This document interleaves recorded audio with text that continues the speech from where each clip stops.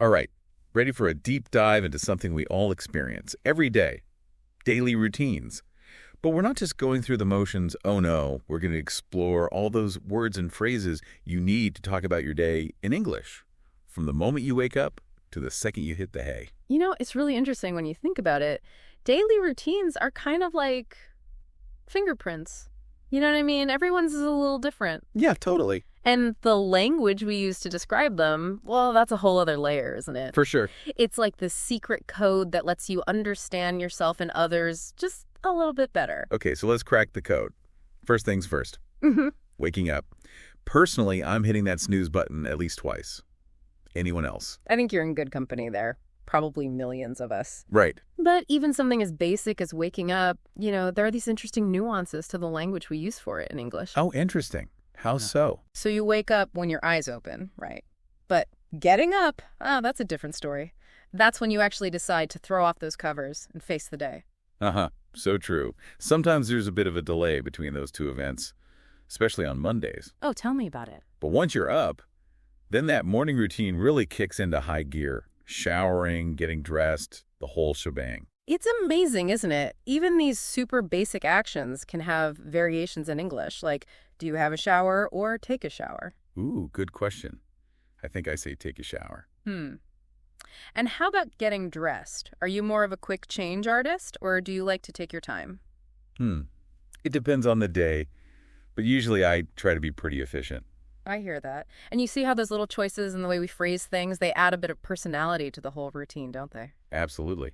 It's like choosing your own adventure, morning edition. And speaking of adventures, let's talk about getting to work or school, driving, public transportation, maybe even a scenic walk if you're lucky. Right, and it's not just about the verbs either, is it? Those prepositions, those tiny little words, they play a huge role too. At 8 a.m., on weekdays, in the morning, those details really paint a clear picture of your commute. So true. And then finally, we arrive. Work or school. This is where things can get really specific with the vocabulary.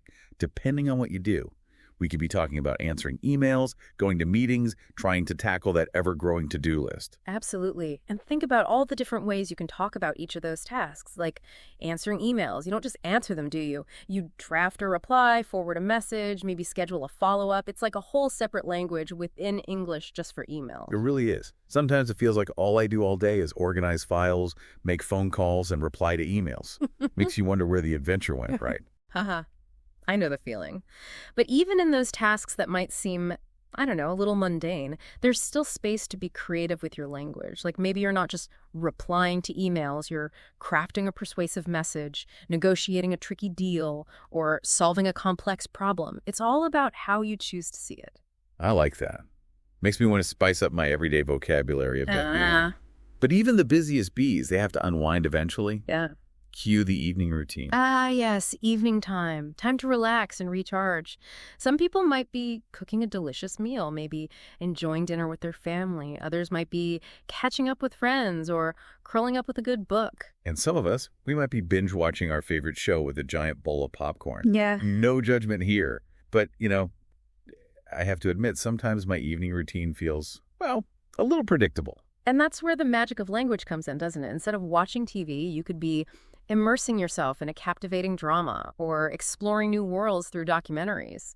Even relaxing can sound more exciting with the right words. So true. Right. Okay, I'm definitely inspired now. Good. It really is amazing, though, isn't it? How a few well-chosen words can make even the most mundane activities sound kind of special. Totally. But you know what I find even more interesting? It's how our routines, they actually change and adapt as we go through life. Oh, yeah, that's so true. Like, think about your routine when you were a kid.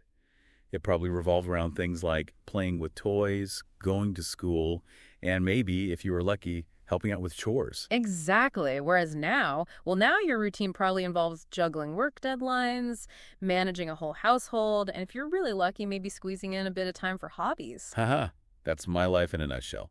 And let's not even get started on those big life events, the ones that really shake things up, getting married, having kids, moving to a new city.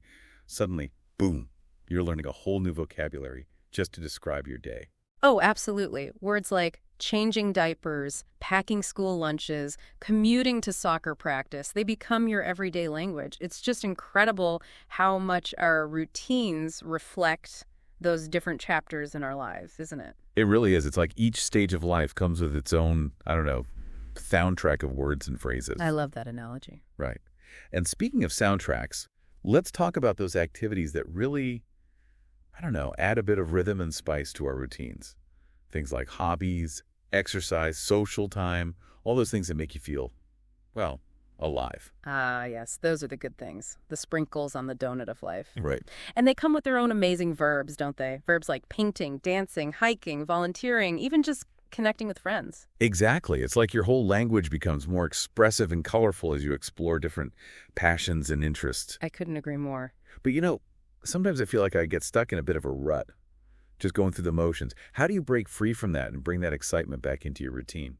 Any ideas? Well, I think a bit of creativity and mindfulness can go a long way. So instead of just going to the gym, maybe you could try a new workout class or explore a scenic trail for your morning run, Mix it up a bit. Ooh, I like that.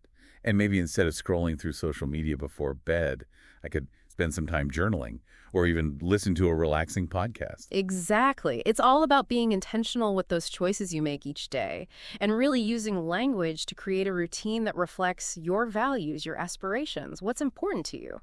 So it's not just about learning the words, right? Yeah. It's about actually using them to build a life that feels, well, authentic. Precisely. And that brings us to a really important question, don't you think?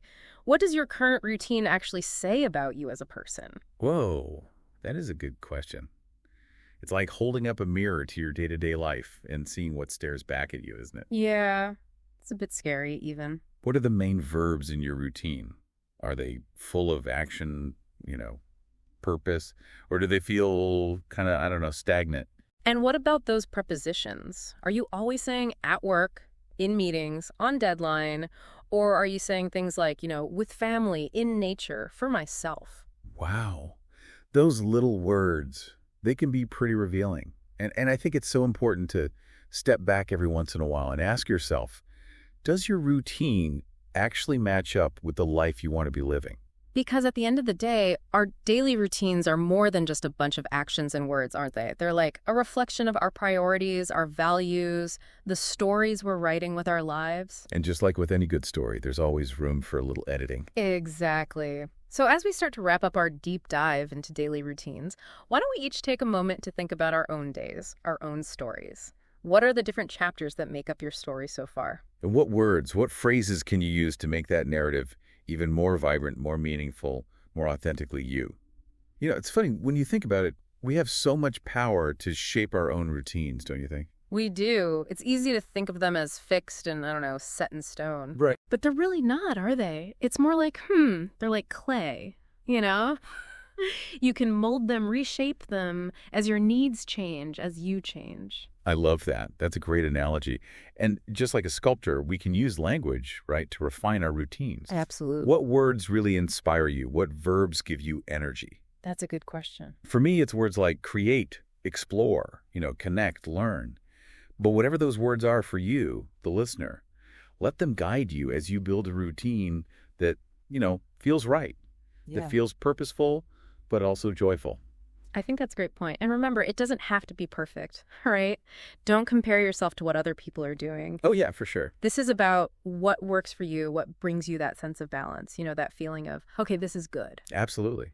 It's about using language to celebrate all those little pieces, those unique moments that make up your day, from the second you wake up to, those quiet moments before you drift off to sleep. Each action, each word you choose, it all adds up to the bigger picture, to the story of your life. So as we wrap up our deep dive into the world of daily routines, we want to leave you with this. Remember that you have the power to transform not just your vocabulary, but also your life. That's powerful stuff. Right. So go out there and, seize the day, be intentional, be creative, and most of all, appreciate the richness of everyday language.